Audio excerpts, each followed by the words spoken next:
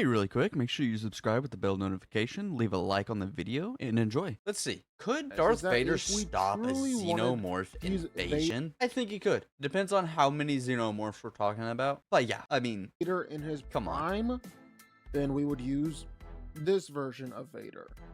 Anakin Skywalker was the most powerful Jedi in over a millennium. Yeah. And he had unprecedented power in the Force. Our Revenge of the Sith, he was more powerful than anyone on the Jedi Council. Even Master Yoda. Even Darth Sidious had to concede that Anakin was potentially more powerful than him. Right. And during the duel on Mustafar, this was Vader at arguably the height of his power. He's the chosen one. Right. But then he And the reason he lost that duel is because that is, for one, his master. They've dueled many times. And Obi-Wan is more skilled. It's like saying, what is a good analogy? Okay. I'm trying to think of one.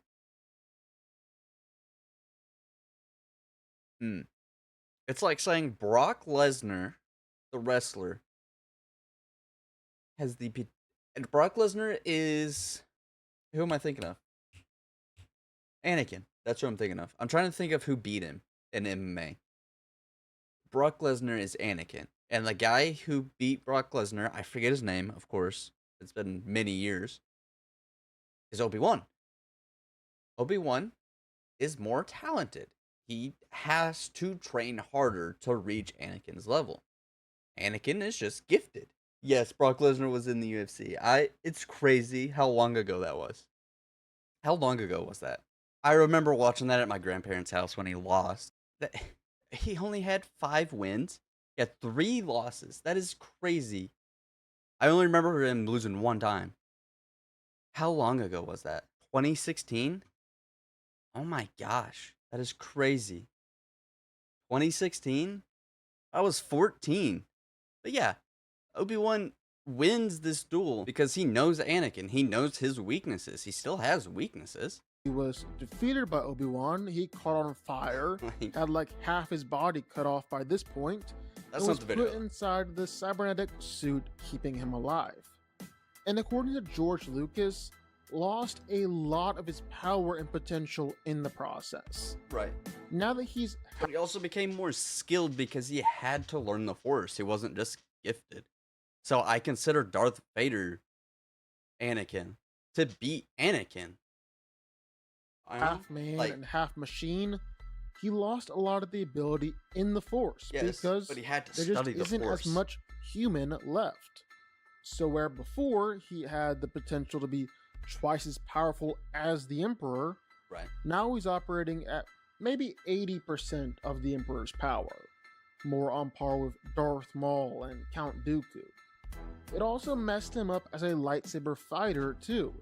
He lost and had to relearn a lot of the skill and ability that he had as Anakin, and definitely lost all that self-confidence that he had.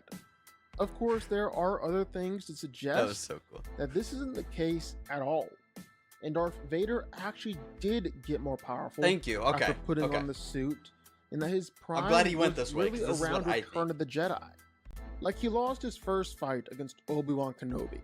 First few fights, really. But by the time that New Hope rolls around, well, Vader was powerful enough to beat him. And it wasn't just the fact that Obi-Wan was older now and couldn't fight as well with a lightsaber. One, because Obi-Wan had killed Darth Maul while in this same state. But two, because they were also having a Force battle at the same time during this fight. We just couldn't see that playing out with our eyes. But old Ben was wearing out and losing the fight before the fight even began. Just by being around Vader's presence in the Force was enough to tire Obi-Wan out. He had been growing. I don't think Obi-Wan was trying to escape, though. He was wanting to die to show Anakin that there's a different path and that Luke is the path. More and more powerful beating in the dark side of the Force. Palpatine. tapping into a whole new power stream than before. And he's actually come to believe that his injuries only made him stronger and increased his connection to the Force. His pain fed his hate, and his anger, his hate turned into strength, suggesting he's still becoming even more powerful as Vader. So definitely a debate there.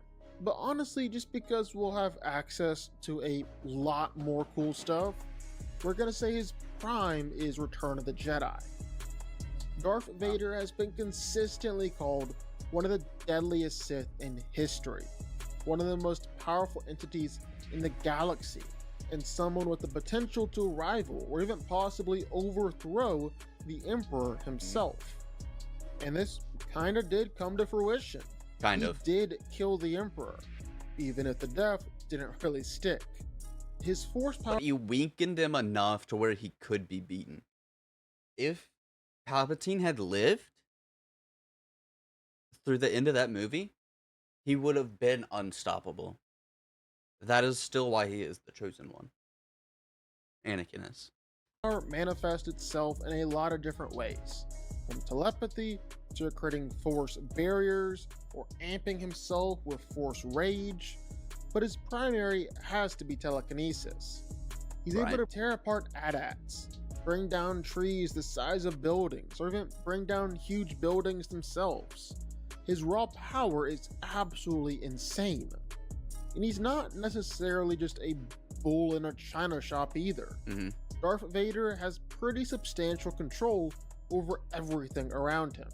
He's even able to force choke someone from all the way across the galaxy. But it doesn't just stop there. Outside of his insane connection with the Force, Vader's also a tremendously gifted and deadly fighter. He's impossibly strong, and he can use this in a fight, easily overpowering other Jedi or lightsaber fighters. He's surprisingly fast. Even with his robotic armor, he can block pretty much all attacks coming his way. And it's even been said that he's faster than the Emperor himself. Then where Vader shines is his durability, which makes sense. He's already missing half of his body and replaced it with metal. And even before that, he was still pretty good at enduring pain. Vader can legit walk through blaster fire, walk through explosions. It almost doesn't even phase him for the most part. He was even able to take Palpatine's Force Lightning. This is an attack powerful enough to have Maul crying on the floor and begging for mercy. Maul, the guy who feeds off of pain to make him grow stronger in the Force, and survived literally being cut in half. Palpatine's lightning had him screaming out, but when Sidious hit Vader with enough lightning to make his skeleton show up through the armor, I don't even know how that one's possible, well, Vader just kept on pushing, determined to kill him. Then there's just straight his skill. He's the best duelist the Empire has, and fights with a unique and unpredictable style that actually takes bits and elements from all combat techniques. He got more and more skilled between A New Hope and Empire Strikes Back, and then between Empire Strikes Back and Return of the Jedi. To the point where it was said he was unparalleled in terms of pure skill. He had no equal, putting him above the likes of Obi-Wan, Luke, and maybe even the Emperor himself. The most dangerous living thing in the universe, the Xenomorph is the ultimate apex predator. The ultimate killing machine. That's hell-bent on carving a path of destruction throughout the galaxy. And you're gonna wish this thing kills you with its teeth and claws and tail. It's better than being forced to help create one of its young. Now, there are a lot of different variations of Xenomorphs out there in the cosmos. For this video here, we're just going to be focusing on the drone aliens, which is the most common form. Xenomorphs are incredibly strong and powerful. They're able to easily one-shot people with their attacks, even armored soldiers with futuristic tech. and they definitely seem to have a thing for ripping people in half Jesus. or tearing off Oh limbs. my gosh. And that's just scratching the surface. How They're tall it able to is. easily tear through metal like it's nothing, even shaking buildings or plowing through armored doors and walls. They're also stupid fast. They're incredibly agile. They're regularly able to leap around and surprise prey with just how fast they're able to move. And it doesn't just stop there. Some I xenomorphs wonder if he's have gonna give the legit speed advantage to the Xenomorphs. I know Vader is, and he said he might be faster than Palpatine. But if Vader concentrates his force powers on force speed, he should be able to just run faster than him. I don't think he'll get overwhelmed at all. For one, he's gonna think a whole lot faster. He can see things. Like, I just think Vader is no match. There's no match, even in an invasion. 1-on-1, 2-on-1, 3-on-1. I think Vader wins. I mean, you're gonna be looking at like 20 versus 1, all attacking him at once before you start seeing weaknesses from Vader. He's just that strong. I wonder if he's gonna talk about xenomorph acid. That is very corrosive. If that can go through Vader's armor, then they have a chance. been seen dodging bullets. They're straight up bullet timing. I told you they were fast. And really, they don't even need to be able to dodge bullets because they're more than tough enough to take them. It Vader doesn't have appears bullets. they can feel bullets with enough shots. They're going down, but by the time you're penetrating their armor, well, the xenomorph has already got its hands on It's you. on top so of you. really, what's the point? They're able to quickly recover from being hit with pulse rifles, can take automatic gunfire and shotguns like it's Did that xenomorph emote on him? nothing. They're even able to keep on attacking through explosive ammo. And it doesn't you need just fire. stop there either. They're able to shrug off most explosions they find themselves in. And blunt force attacks Really? do basically nothing. And it's not just that these aliens are incredibly durable, but man, they're just incredibly resilient too. Absolutely nothing is going to stop them from trying to kill you. Their Right, he's just body gonna can chop. Vader's just gonna chop their head off, though. broken and useless, limbs missing, and all shot up and everything. The xenomorph still is going to continue charging and continue trying to put down its prey. Mm-hmm. And it has a ton of different ways that it can kill its prey too. Teeth, claws, tails, all of it are incredibly deadly and dangerous. Right, it's a They're weapon. able to absolutely gut people and slash right through their bodies. Their tails can pierce right through soldiers with heavy armor. They're actually Jeez. easily strong enough to just throw people around with their tails too. And their mouth is exceptionally deadly. With their talk about secondary the hinged acid. jaws, well, they can basically punch right through people with their mouth, That's the only way I breaking bones, see Vader losing. absolutely ripping them to pieces. It's brutal to watch. Then, of course, there's the infamous acid Thank blood. you. It can cut through anything, from flesh and bone to metal. And the xenomorph actually knows how to use it in a fight and use it to its advantage. Right, it's also its blood, if I remember right. It also allows the alien to claim a lot of kills from the grave. Because even if the xenomorph is killed, well, that means its blood is usually There we go. splattered all over the place, and it's currently eating away at whatever managed to kill it. So who wins here? Can Darth Vader take down not just one xenomorph, but an entire xenomorph infestation? Well, I think the obvious answer is that, of course, Darth Vader Okay. can take down just one xenomorph. Oh, well, yeah. Even for as fierce and deadly as they are, the Force and a lightsaber are a hard counter to everything the xenomorph brings into a fight, and Darth Vader is one of the best with both. The xenomorph relies on up-close combat where they can rip into their prey, and if they get injured in the process, well, they're technically still injuring their prey too with the acid blood. Oh. That's not going to work with a lightsaber. The lightsaber will be able to slice right through them. Only a very few rare metals are able to stop the blades, and xenomorphs aren't that tough. The lightsaber should cut right through them, and in the process, They have weak points it's going to anyway. cauterize the wound, meaning that acid blood shouldn't go spewing everywhere. Now, that's what should happen. Should. That's treating acid blood as normal blood. It's possible the wound doesn't cauterize and acid still goes all over the place. But that's not enough to put Vader down on its own, No. because it's not actually going to hurt him.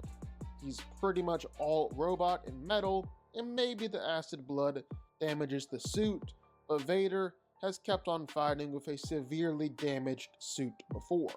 Yeah. And then, of course, He's fought there's without the a suit Force. before. Like we said, a xenomorph relies on getting up close and personal. The Force is a great counter for that, because Darth Vader can push it back and send it flying with just a thought.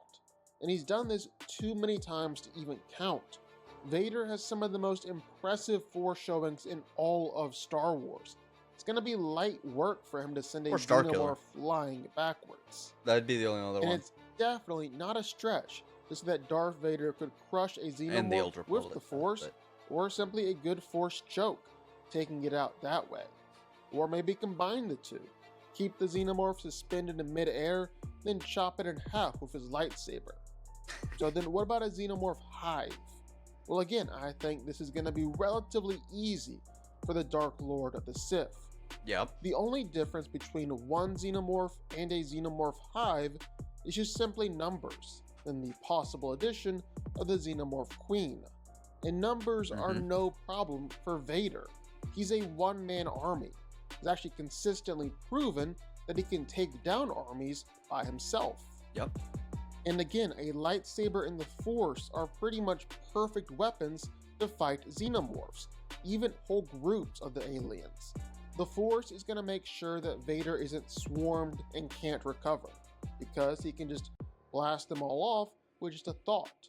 The lightsaber is a one-shot insta-kill with every swing. I don't think him being able to throw his lightsaber is going to be an advantage to him. I think the xenomorphs are just going to be able to dodge it. That's simple.